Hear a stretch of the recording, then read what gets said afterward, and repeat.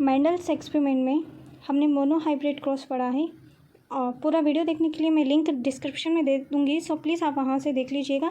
जो मेंडल ने monohybrid cross दिया था उसके मेंडल्स लॉ का जो मोनोहाइब्रिड क्रॉस है उसके कौन कौन से कंक्लूजन्स हैं, कौन कौन से जो वो निष्कर्ष निकले हैं वो आज हम पढ़ेंगे। सबसे पहला निष्कर्ष है यूनिट फैक्टर कंसेप्ट।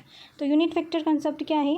सो इसके अनुसार प्रत्येक लक्षण उसके ट्रेड को निर्धारित करने के लिए पादप शरीर में, पादप जो शरीर होता है ना, प्लांट शरीर, उसमें एक जोड़ा इकाई कारक पेयर ऑफ यूनिट फैक्टर्स पाए जाते हैं जिन्हें डिटरमाइंस फैक्टर्स या एलिल्स कहते हैं, यानी कि निर्धारक कारक कहते हैं। मतलब एक जोड़ा इकाई फैक्टर्स पाए जाते हैं।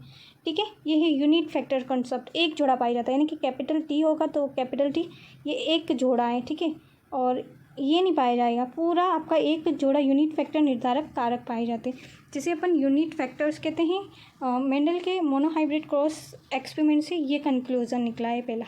ठीक है, नेक्स्ट अपन देखते हैं मेंडल इन कारकों की प्रकृति तथा स्थिति दोनों से अनभिज्ञ था। मेंडल जो है इन कारकों की, जो फैक्टर्स या डिटरमाइन कैरेक्टर्स जो होता है, इन दोनों से अनजान था, उन्हें नहीं पता था, यानी कि इनकी भौतिक और रासायनिक प्रकृति के बारे में मेंडल को नहीं पता था। ठीक है, नेक्स्ट अपन देखते हैं नेक्स्ट निष्कर्ष जो निकला था मेंडल्स मोनोहाइब्रिड क्रॉस से। कौन से? मोनोहाइब्रिड। ठीक है, मोनोहाइब्रिड क्रॉस से जो कंक्लूजन निकला था वो है लॉ ऑफ डोमिनेंस, प्रभाविता का नियम। लॉ ऑफ डोमिनेंस यानी कि प्रभाविता का नियम क्या कहता है, ये निष्कर्ष निकला था। सो अपन देखते हैं लक्षणों का निर्धारण, जो कैरेक्टर्स होते हैं उनका निर्धारण कारक नामक विविक्त इकाई द्वारा होता है, यानी कि फैक्टर होता है, कारक होता है, उसके द्वारा होता है। ठीक है, समझ में आया? कारक जोड़े में पाए जाते हैं। मैंने कहा था ना कि कारक जोड़े में पाए जाते हैं, अकेला नहीं पाया जाता। यदि कारक जोड़े के दो सदस्य, कितने सदस्य? दो सदस्य असमान हो तो उसमें से एक कारक दूसरे कारक पर प्रभावी हो जाता है, अर्थात एक प्रभावी और दूसरा अप्रभावी। एक तो होगा आपका प्रभावी और दूसरा जो होगा वो अप्रभावी होगा।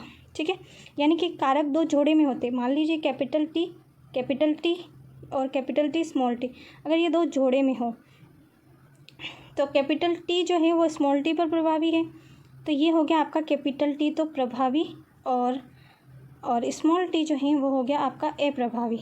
ठीक है, ये कहना चाह रहा है मेंडल।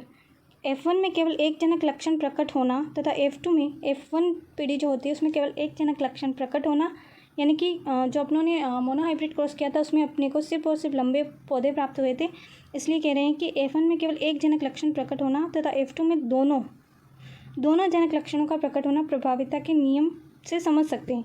यानी कि F2 में कैपिटल टी भी मिलता है और स्मॉल टी भी मिलता है। ठीक है, ये प्रभाविता के नियम से अपन समझ सकते हैं। तो ये है आपका प्रभाविता का नियम, यानी कि कैपिटल टी जो है स्मॉल टी पर प्रभावी होता है। ठीक है, यानी कि लंबाई का कैरेक्टर जो है जो बौनेपन पे प्रभावी है, ये है आपका लॉ ऑफ डोमिनेंस। ठीक है, नेक्स्ट अपन देखते हैं कि प्रभाविता का जो नियम है वो यूनिवर्सली एक्सेप्टेड नियम नहीं है, इसके कुछ अपवाद हैं। ठीक है, जो प्रभाविता का नियम है वो यूनिवर्सली एक्सेप्टेड नहीं है, यानी कि पूरी तरह से स्वीकार नहीं किया गया है, क्योंकि इसमें कुछ अपवाद है।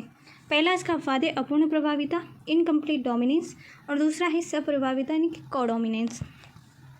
तो इनकम्प्लीट डोमिनेंस के बारे में अपन पढ़ते हैं। सबसे पहले अपूर्ण प्रभाविता। नेक्स्ट, अपूर्ण प्रभाविता क्या होती है?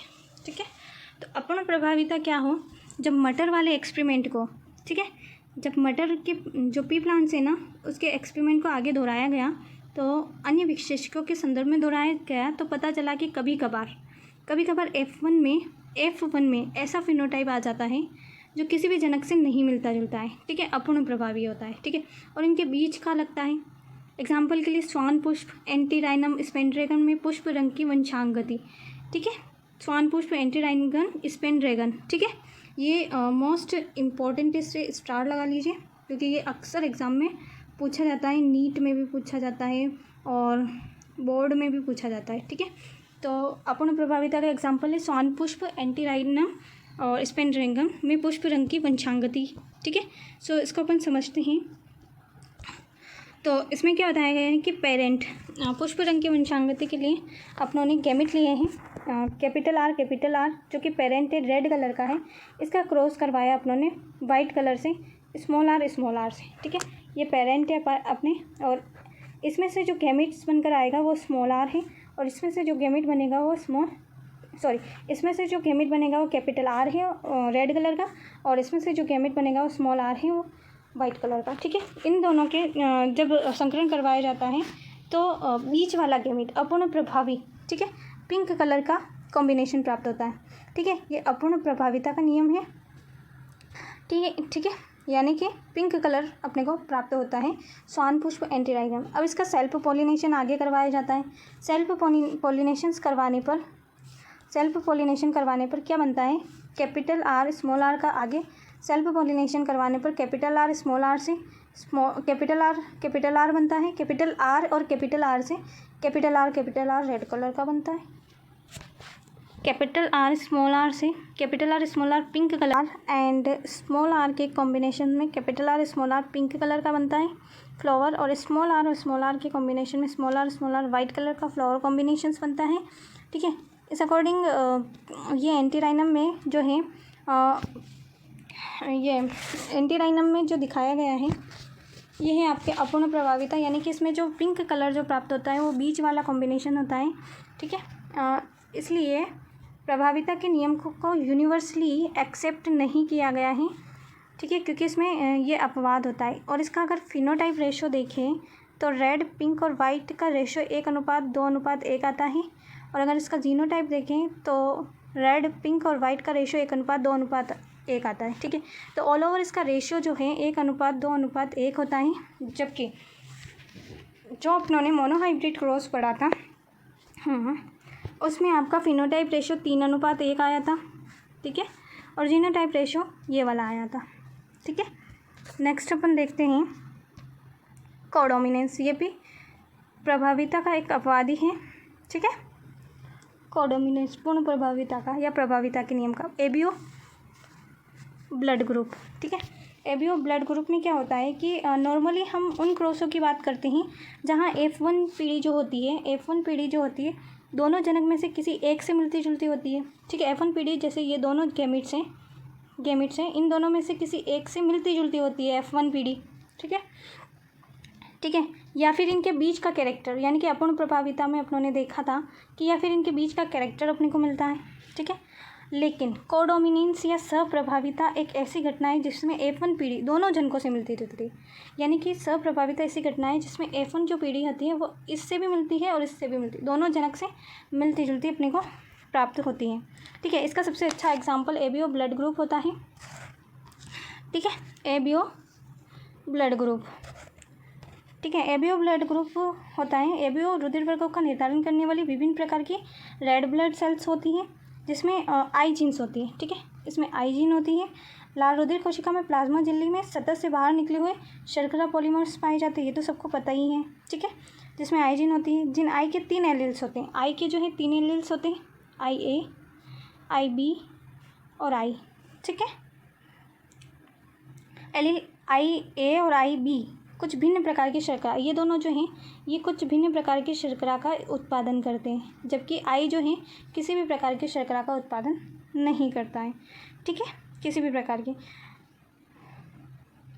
आई ए और आई बी तो आई के ऊपर पूर्ण रूप से प्रभावी होते हैं, यानी कि आई तो किसी भी प्रकार की शर्करा का उत्पादन नहीं करता है, लेकिन आई ए और आई बी जो हैं आई पर पूर्ण रूप से प्रभावी होते हैं इसके ऊपर। जैसे हम इस फ्लो चार्ट से समझ सकते हैं, जैसे एलील फ्रॉम पेरेंट 1 से लिया गया है।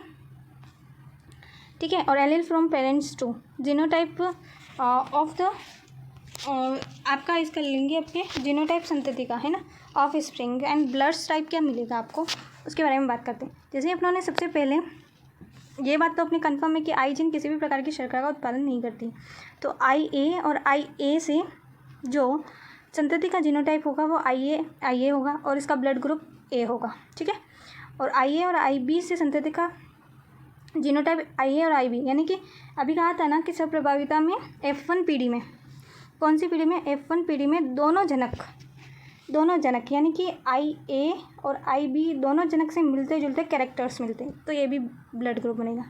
ठीक है, ये दूसरा, अगर आई ए का कॉम्बिनेशंस अगर आई से करवाए जाए, यानी कि आई जो है किसी भी प्रकार की शर्करा नहीं बनाती है, तो आपका ब्लड ग्रुप आई ही होगा। और बी और ए का जो कॉम्बिनेशन हो तो इसमें भी आपका ब्लड ग्रुप ए बी ही होगा, और बी से करवाने पर ब्लड ग्रुप बी होगा। बी और आई से तो आपका ब्लड ग्रुप आई होगा, और आई से करवाने पर नील होगा, आपका ब्लड ग्रुप ओ होगा। ठीक है, ये है ब्लड ग्रुप सप्रभाविता का अच्छा एग्जाम्पल माना जाता है। नेक्स्ट अपन देखते हैं लॉ ऑफ सेग्रीगेशन, पृथक्करण का नियम। अब जो है पृथक्करण का नियम क्या कहता है, तो इस कंसेप्ट के अनुसार F1 में उपस्थित दोनों कारक, F1 में उपस्थित दोनों कारक युग्मक बनाने के दौरान एक दूसरे से पृथक हो जाते हैं।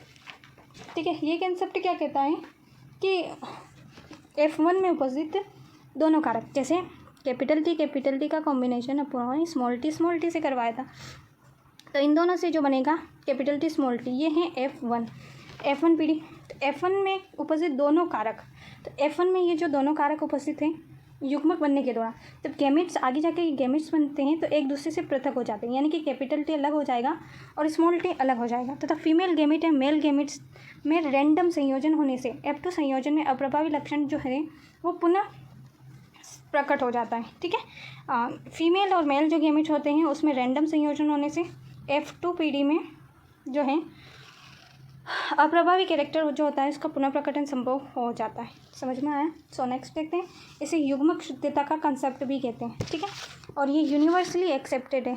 ठीक है, क्योंकि इसका कोई भी अपवाद नहीं है। सो आई होप ये वीडियो आपको पसंद आया होगा।